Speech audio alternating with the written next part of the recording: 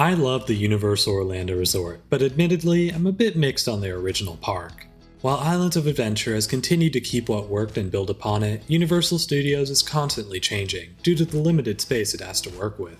That means old rides are often replaced with something new, for better or for worse. In this video, I'll be putting the 12 currently operating rides on a tier list, from S tier as the best to F tier as the worst.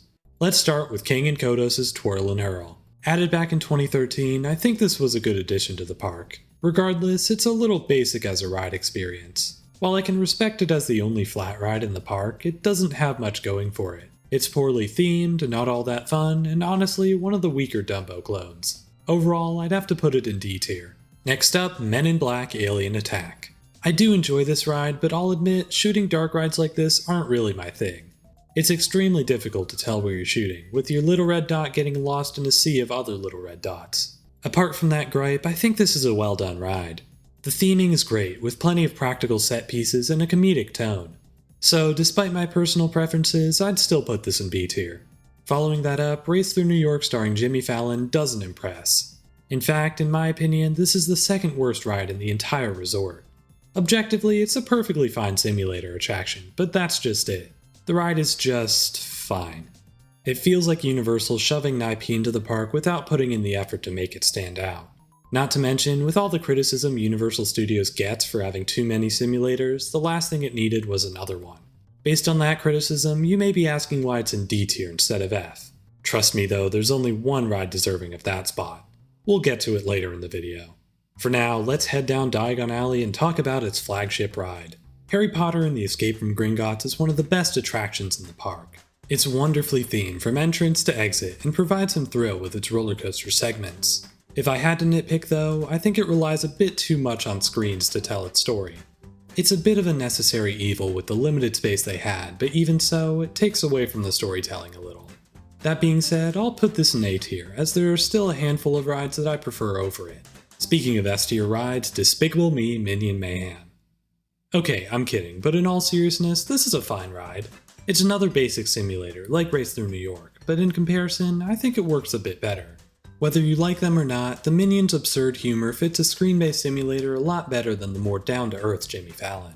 Not to mention, this ride is a lot more popular, frequently showing hour-long waits. Even so, this ride isn't for me, as I'm not a huge fan of the Minions. They're more annoying than funny to me, and while I can admit the cartoony style works better than Jimmy Fallon, the humor is still a bit obnoxious. All that being said, I'll put it in D tier, but it's closer to C than you may think. Fast and Furious Supercharged is an F tier. We can move on now, right?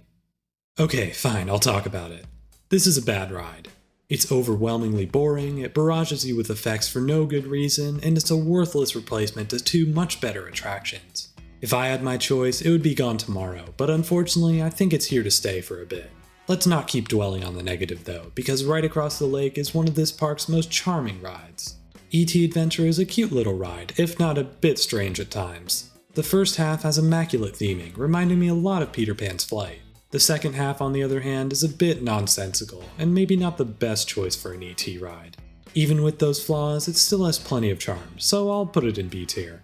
Next up, let's talk about Transformers The Ride 3D, which I'll put in A tier.